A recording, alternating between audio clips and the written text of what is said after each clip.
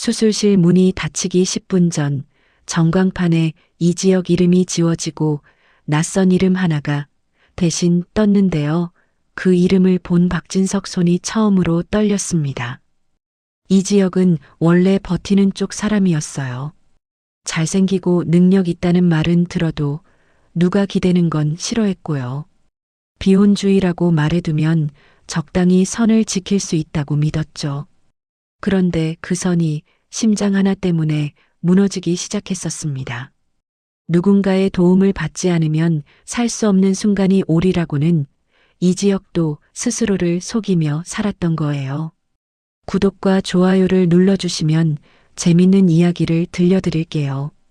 그날도 이지혁은 괜찮은 척을 했습니다. 가슴이 찢어지는 듯 조여와도 숨이 한 번씩 끊기는 느낌이 들어도요. 병원 복도에서 이상철이 먼저 무너져 내리기 전까지는요. 이상철은 정직하고 고지식한 사람이었는데요. 퇴직하고 나서도 가장이란 자리는 은퇴가 없다 같은 소리를 진짜로 믿는 타입이었어요. 그래서인지 아들 이지혁이 심장 문제로 쓰러진 뒤에도 이상철은 병원 침대 옆에서만큼은 절대로 무너지지 않으려 했죠. 그런데 의사가 조심스럽게 말했어요. 대기 순번이 계속 밀리고 있습니다. 지금 상태로는 시간이 넉넉하지 않습니다. 그 순간 이상철 얼굴이 하얗게 질리더니 무릎이 툭 꺾였어요. 보호자 팔찌가 바닥에 떨어지고 이상철 손이 허공을 더듬었습니다. 이지혁이 산소를 들이키며 몸을 일으켜 아버지를 잡았는데요. 그때 이지혁이 처음으로 무너진 표정을 보였어요. 아버지, 여기서 쓰러지면 저 진짜 못 버텨요. 평소에 이지혁이라면 이런 말 안 했을 겁니다. 늘 내가 알아서 할게요로 끝냈을 사람이었죠. 그런데 그날은 달랐어요. 이지혁은 자신이 죽을까봐가 아니라 이상철을 혼자 남겨둘까봐 겁이 났거든요. 이상철이 겨우 정신을 추스르고 김다정이 울음을 삼키며 아들의 손을 잡았어요. 김다정은 한때 초등학교 교사였고 지금은 집안과 가족을 다듬는 사람이었는데요. 이지혁이 어릴 때부터 늘 말했대요. 사람은 결국 버틴 만큼 남는다. 그 말이 그날 병실에서 이상철과 김다정의 기도처럼 반복됐습니다. 그런데 이지혁의 병실 밖에는 또 다른 긴장이 흐르고 있었어요. 박성재가 복도 끝에서 벽을 주먹으로 한번 쳤거든요. 박성재는 금수저였고 박진석 회사의 본부장이었고 사람들은 그를 태어날 때부터 가진 사람이라고 불렀죠. 그런데 박성재는 그 말이 제일 싫었습니다. 이지혁과 친구가 된 뒤부터는 더 그랬고요. 박성재가 낮게 중얼거렸어요. 야, 너 진짜 이렇게 가면 안 돼. 누가 들으면 고백처럼 들릴 만큼 절박했는데요. 박성재가 그렇게 흔들리는 이유가 하나 더 있었어요. 병실 반대편 의자에 앉아 있는 지은호 때문이었죠. 지은호는 카페 매니저이면서 인테리어 디자이너였고요. 해맑고 책임감 강한 사람이었어요. 그리고 한때 대학 선배였던 이지혁을 오래 짝사랑했다가 고백까지 했다가 딱 잘려 거절당한 사람이기도 했죠. 그런데도 지은호는 도망치지 않았어요. 오히려 누가 더 괜찮은 척을 하나 내기라도 하듯 병원에서 웃어 보이곤 했습니다. 하지만 그날 밤 지은호가 복도 창가에서 혼자 울고 있을 때 박성재가 다가갔어요. 은호야, 너는 왜 너까지 무너지면 얘가 더 버티겠냐? 지은호는 눈을 대충 훔치고는 웃는 척했는데요. 그 웃음이 더 아팠습니다.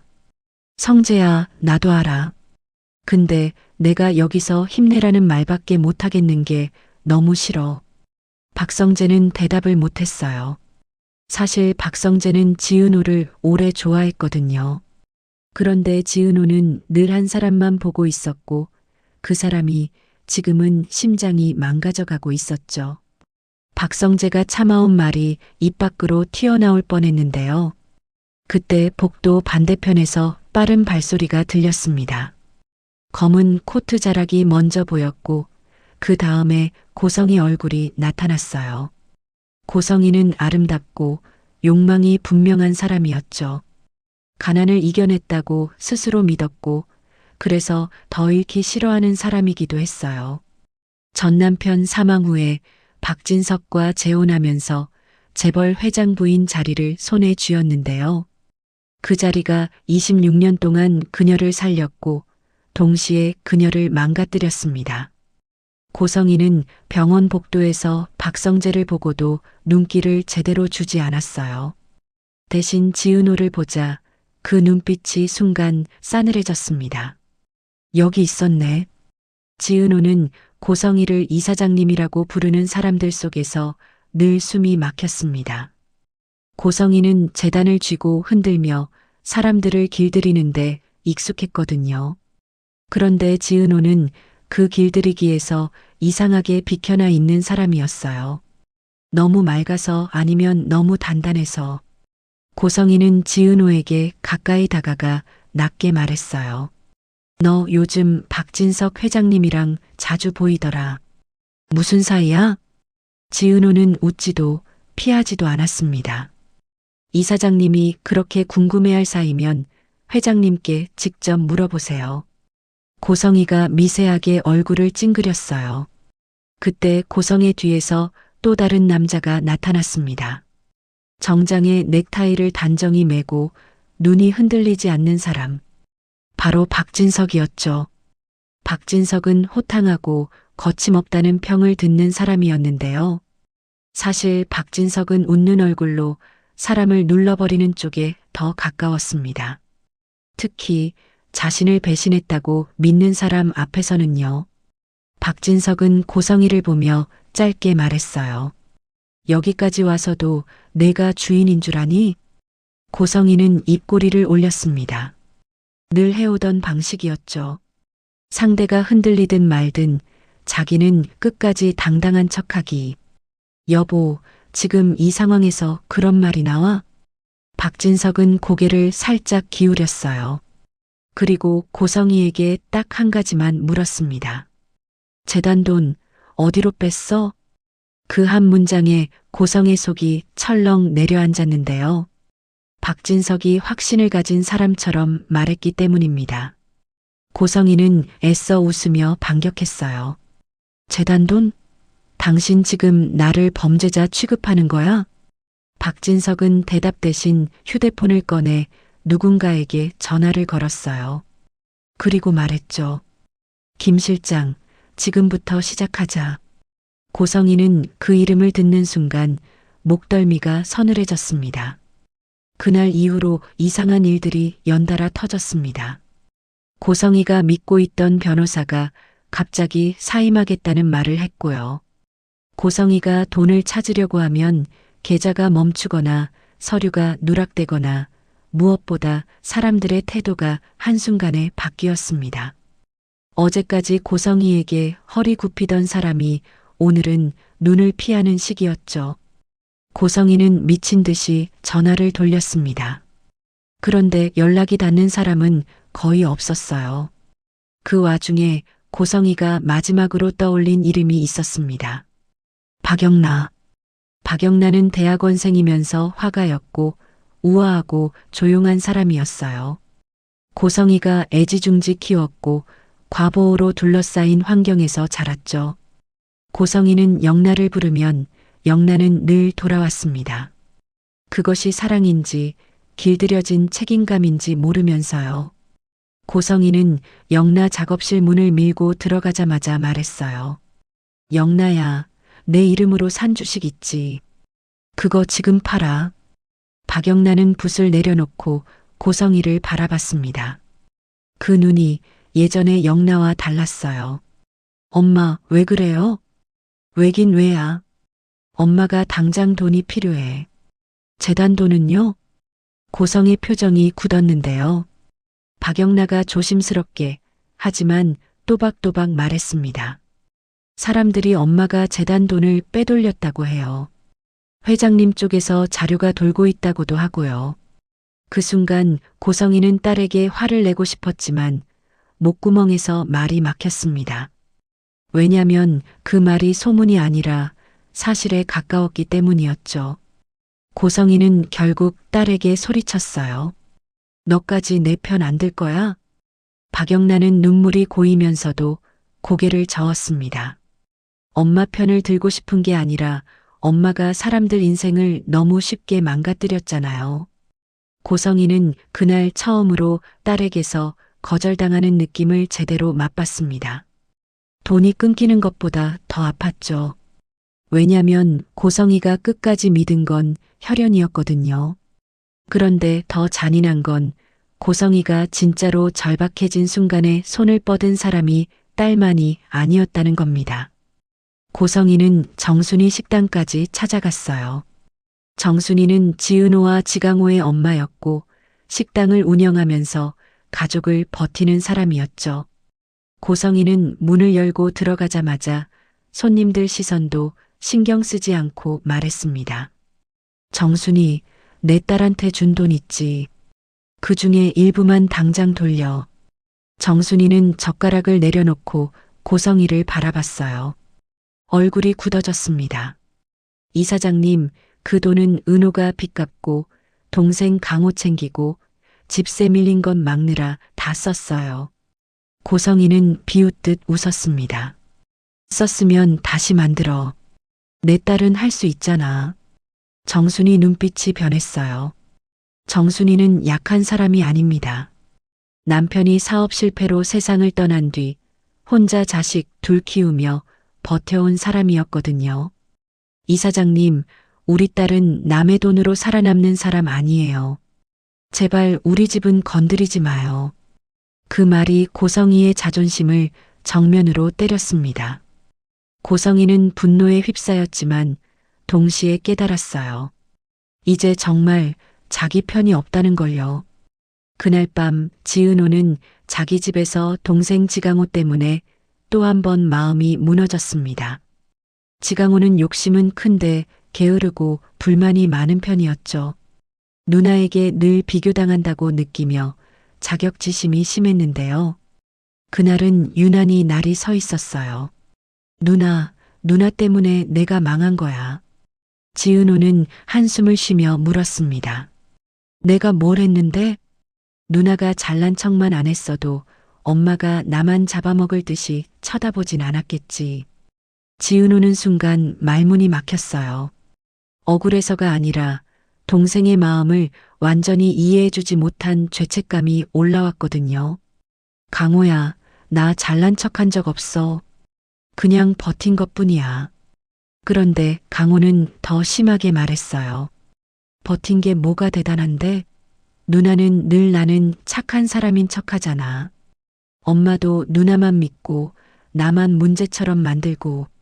지은호는 그 말을 듣고도 화를 내지 않았습니다. 대신 조용히 말했어요. 그래. 내가 그렇게 느꼈으면 그건 내 잘못도 있겠지. 그 한마디에 강호는 오히려 더 흔들렸어요. 그리고 그날 새벽 강호는 혼자 밖으로 나갔습니다. 어디로 갔냐고요? 고성희에게요. 고성희는 그때 이미 돈줄이 막혀 있었고 사람 줄도 끊겨가고 있었는데요. 그래서 가장 위험한 선택을 하게 됩니다. 가장 만만한 약점을 찾는 거죠. 고성희는 강호를 보자마자 아주 부드럽게 웃었어요. 강호야, 너는 엄마한테 늘 상처받았지? 강호는 그 말에 눈이 흔들렸습니다. 고성희는 사람 마음에 금가는 지점을 너무 잘 알았거든요. 너 누나한테 빼앗긴 게 많지? 엄마한테서도 집에서도. 강호는 이를 악물었습니다. 누나만 좋은 딸이잖아요. 고성희는 고개를 끄덕이며 조용히 손을 내밀었어요. 그럼 너도 너 몫을 가져야지. 내가 도와줄게. 그 순간 강호는 도움이 아니라 거래라는 걸 알면서도 손을 잡아버렸습니다. 사람은 궁지에 몰리면 가장 달콤한 독을 선택하거든요. 그리고 바로 그 거래가 다음날 병원에서 폭발합니다. 고성이가 병원으로 다시 나타났는데요. 이번엔 혼자가 아니었습니다. 고성의 뒤에 경찰이 있었고 고성이는 오히려 피해자처럼 울먹이는 표정을 지었어요. 회장님이 저를 정신적으로 협박했어요. 재단 돈도 사실 전 억울해요. 박진석은 그 말을 듣고도 웃지 않았습니다. 대신 아주 차분하게 말했죠. 억울하면 조사받으면 되지. 고성이는 그 차분함에 더 불안해졌어요. 왜냐면 박진석이 화내는 모습이 더 익숙했거든요. 박진석이 차분하다는 건 이미 승부가 끝났다는 뜻일 때가 많았습니다.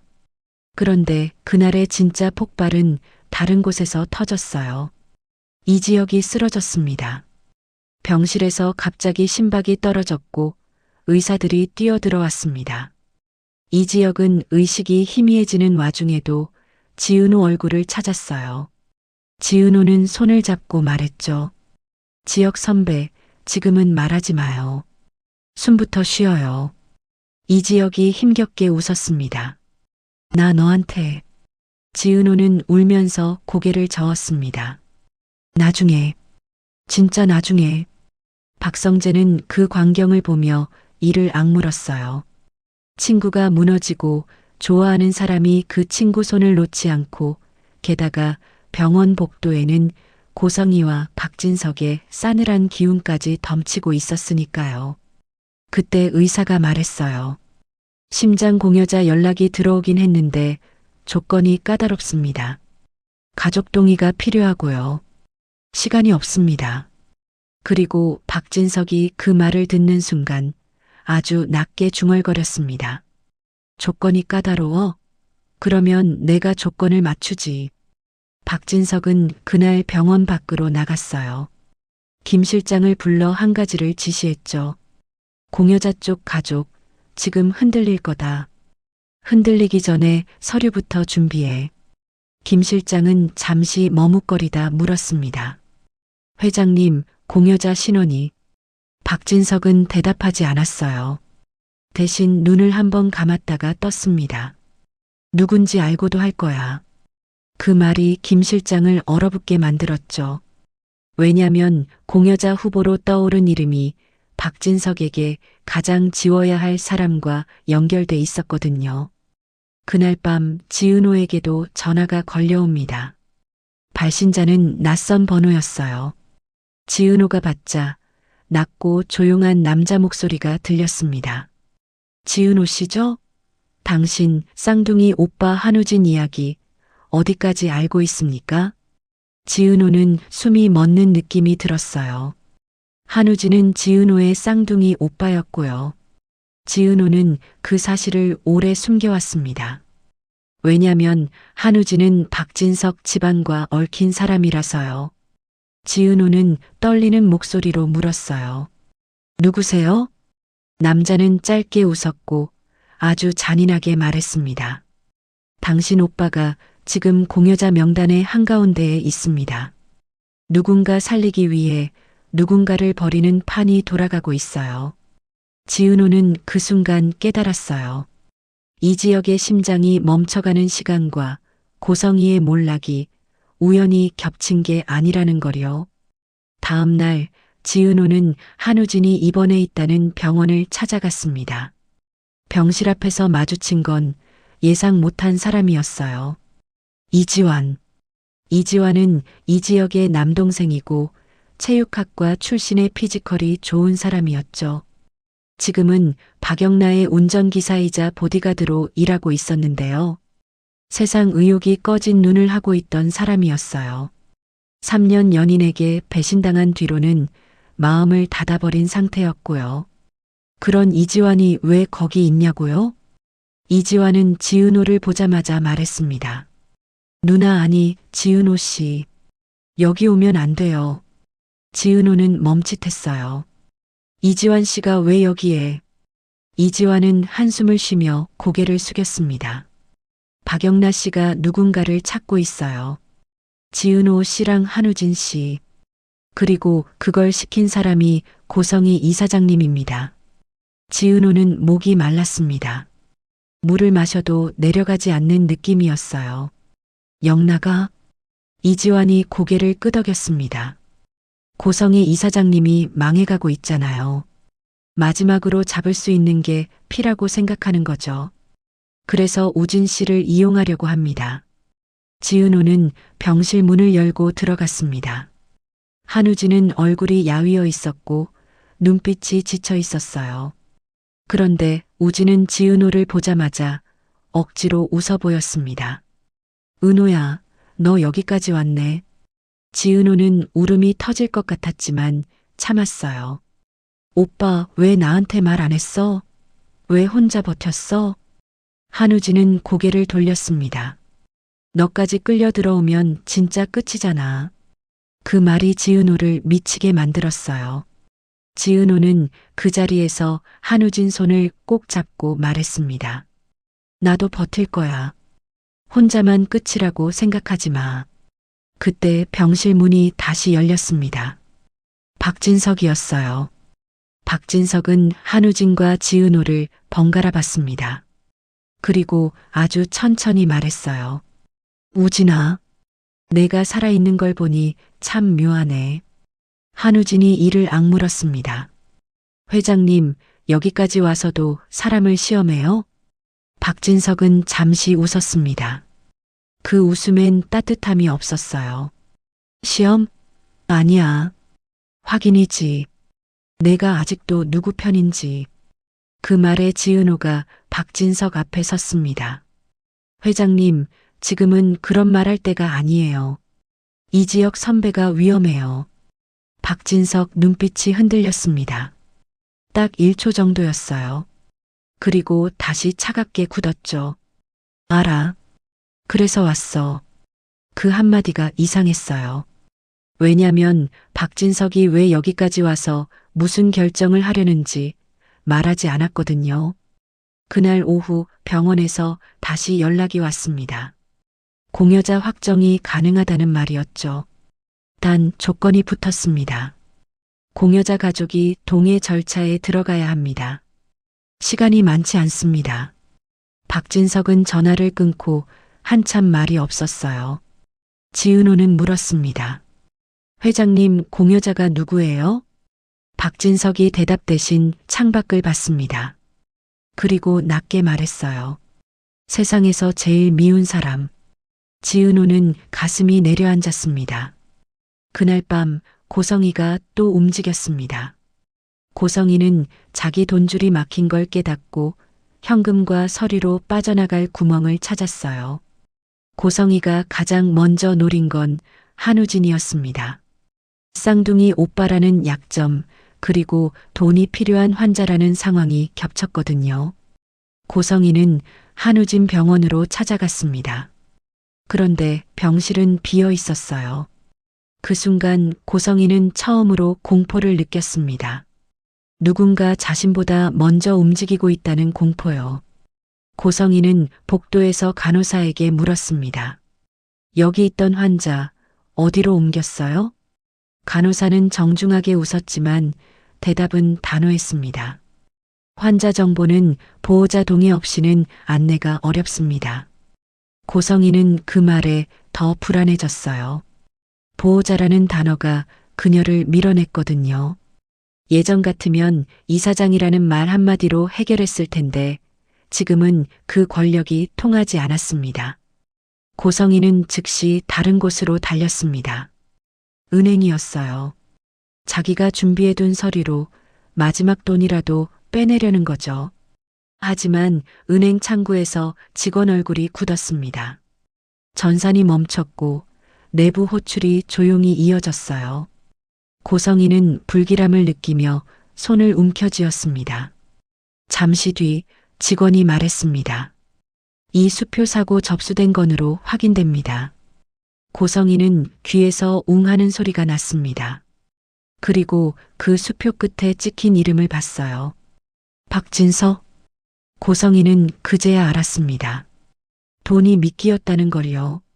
자기가 달아나려고 할수록 더 깊이 빠지는 덫이었다는 걸요. 그날 밤 고성희는 돌아오는 길에 거울을 봤습니다. 화려한 화장 아래에서 눈빛이 무너지고 있었어요. 그때 고성의 휴대폰이 울렸습니다. 박진석이었습니다. 고성이는 떨리는 손으로 받았어요. 여보. 박진석 목소리는 놀랍도록 평온했는데요. 성희야, 너 오늘 은행 갔지? 고성이는 숨이 턱 막혔습니다. 당신 나 감시해? 박진석은 웃지도 않았어요. 감시가 아니라 정리야. 그리고 박진석은 마지막으로 이렇게 말했습니다. 내가 너를 끝내려는 게 아니야. 내가 내 스스로 끝나는 걸 내가 보게 해주는 거지. 전화가 끊기자 고성이는 바닥에 주저앉았습니다. 그 순간 떠오른 얼굴은 단 하나였어요. 지은호. 고성이는 지은호에게 문자를 보냈습니다. 부탁인지 협박인지 모를 문장이었죠. 내 오빠, 내가 살릴 수도 있어. 대신 너도 내 편이 되어. 지은호는 그 문자를 보고 손이 차갑게 굳었습니다. 그리고 곧바로 박성재에게 전화했어요. 성재야, 지금 큰일 날 것 같아. 박성재는 지은호 목소리만 듣고도 상황을 알아챘습니다. 어디야? 내가 갈게. 지은호는 잠시 망설였는데요. 사실 지은호는 누구에게도 의지하고 싶지 않았거든요. 하지만 지금은 혼자 버티면 다 같이 무너질 상황이었어요. 병원으로 돌아온 지은호는 이지혁 병실 앞에서 멈췄습니다. 이지혁은 눈을 감고 있었고 숨소리가 얇았습니다. 지은호는 속으로 생각했어요. 선배, 나 아직도 선배 좋아해요. 그런데 그게 미안해요. 선배가 살아야 하는데 내가 좋아하는 마음이 선배를 더 무겁게 만들까봐. 그때 이지혁이 눈을 떴습니다. 그리고 지은호를 보자마자 힘겹게 말했어요. 은호야, 너 어디 갔었냐? 나 너 없으니까 무섭더라. 그 한마디가 지은호 마음을 무너뜨렸습니다. 지은호는 울면서도 웃어 보이며 말했어요. 나 여기 있어요. 어디 안 가요.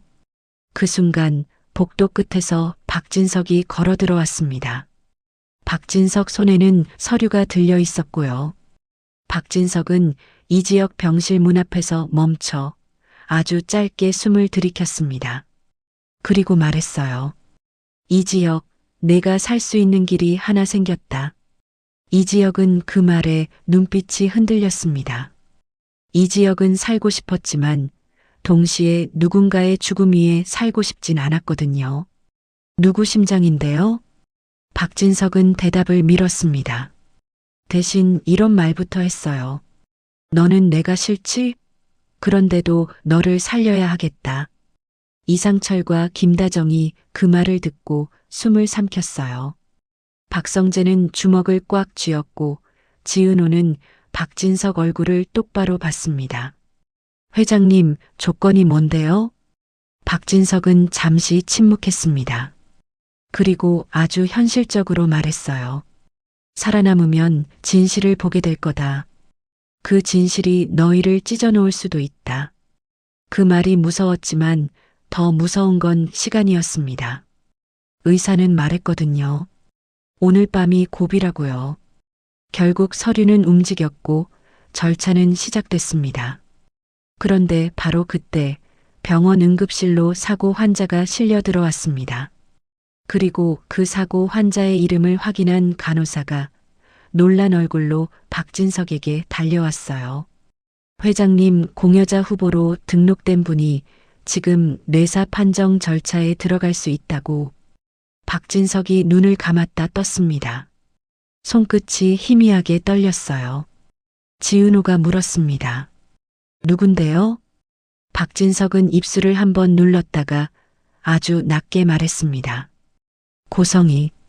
그 이름이 공기 속에 떨어지는 순간 병실 안이 얼어붙었습니다. 이지혁은 멍해졌어요. 심장이 필요한 건 자기인데 그 심장이 고성이라는 이름과 붙는 순간 살고 싶은 마음이 죄처럼 느껴졌거든요. 박성재는 분노가 치밀었고요. 이상철은 이게 무슨 하고 말하다가 끝내 말을 잇지 못했습니다. 김다정은 두 손을 모으며 눈물을 흘렸고요. 지은호는 더 복잡했습니다. 왜냐면 고성이는 지은호 인생을 흔들어 온 사람이고 동시에 한우진을 미끼로 잡으려 했던 사람이었고 또 박진석의 복수 한가운데 있는 사람이었으니까요. 이지혁은 숨을 삼키며 물었어요. 회장님, 이건 회장님이 만든 겁니까? 박진석은 고개를 바로 들었습니다. 내가 죽이라고 지시한 적은 없어. 그 말이 결백이 아니라 성급기로 들렸습니다. 박진석은 이어서 말했어요. 하지만 내가 살 길이 생겼다면 나는 그 길을 선택할 거다. 이지혁은 떨리는 목소리로 말했어요. 제가 그걸 받아도 됩니까? 박진석은 잠시 멈췄습니다. 그리고 아주 솔직한 얼굴로 말했어요. 받아. 그래야 다음 판이 열린다. 그 말이 무슨 뜻인지 그때는 아무도 완전히 몰랐습니다. 다만 한 가지는 느꼈어요. 박진석은 끝을 보려 하고 있고 그 끝에는 용서도 화해도 아닌 다른 무언가가 있다는 거려. 수술은 진행됐습니다. 긴 밤이었고 누군가의 기도가 병원 천장에 붙어 있는 느낌이었어요.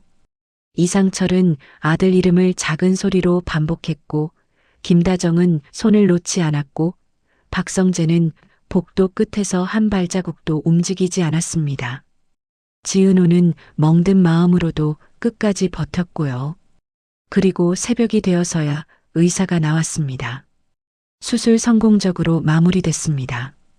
그 한 문장에 복도에 쌓여있던 공기가 한꺼번에 풀렸고 사람들은 울고 웃고 무너지고 다시 섰습니다.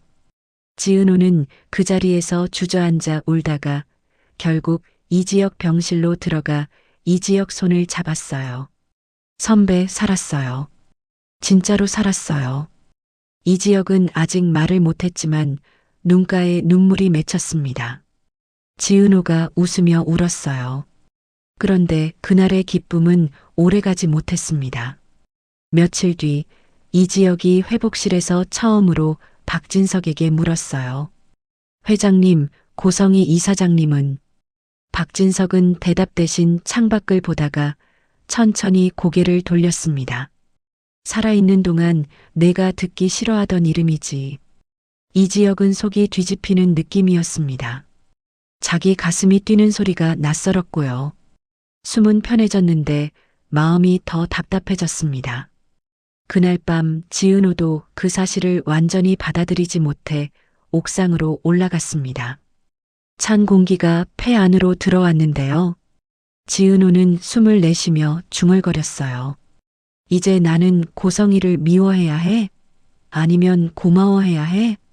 그때 옥상 문이 열렸고 이지혁이 걸어 나왔습니다. 아직 몸이 완전하지 않아 비틀거렸지만 그래도 지은호 옆에 섰어요. 이지혁이 말했습니다. 너는 선택하지 마. 미워도 고마워도 다 내 마음이니까. 지은호는 울컥했어요. 선배, 나 선배가 살아서 좋아요. 근데 이게 너무 잔인해요. 이지혁은 잠시 침묵하다가 아주 조용히 말했어요. 나도 그래. 그래서 나 살아서 해야 할 일이 생겼어. 지은호가 물었습니다. 무슨 일이요? 이지혁은 고개를 들어 병원 아래쪽 어딘가를 봤습니다. 그 시선 끝에는 혼자 서 있는 박진석이 있었어요. 박진석은 누군가에게 전화를 걸고 있었고 얼굴엔 감정이 없었습니다. 이지혁이 낮게 말했어요. 박진석 회장님이 왜 나를 살렸는지 이제부터 내가 확인해야겠어. 지은호는 그 말이 두려웠습니다. 이지혁이 회복하면 끝이 아니라 더 큰 전쟁이 시작될 것 같았거든요. 그리고 정말로 다음 날 아침 박진석에게서 첫 번째 후속 조각이 움직였다는 연락이 들어옵니다. 재단 자금 유용건이 정식 수사로 넘어갔고 고성희를 둘러싼 26년의 기록이 한꺼번에 쏟아지기 시작했어요. 그런데 박진석은 그걸로 끝낼 사람이 아니었습니다. 박진석은 마지막으로 한 가지를 더 준비하고 있었죠. 고성이가 끝까지 숨기고 있던 출생과 관계의 비밀. 그 비밀에는 박성재도, 박영나도, 지은호도, 한우진도 모두 엮여 있었습니다. 그래서 이지혁이 살아난 게 축복인지, 더 큰 비극의 시작인지 아무도 확신하지 못했어요. 다만 분명한 건 하나예요. 이지혁 가슴은 다시 뛰기 시작했는데 그 심장이 뛰는 소리마다 누군가의 죄와 누군가의 진실이 같이 뛰고 있었다는 것. 그리고 그 진실이 드러나는 순간 지금 붙잡고 있는 관계들이 한 번 더 무너질 수도 있다는 거였습니다.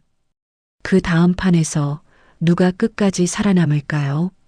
그리고 그때도 지은호는 도망치지 않겠다고 말할 수 있을까요?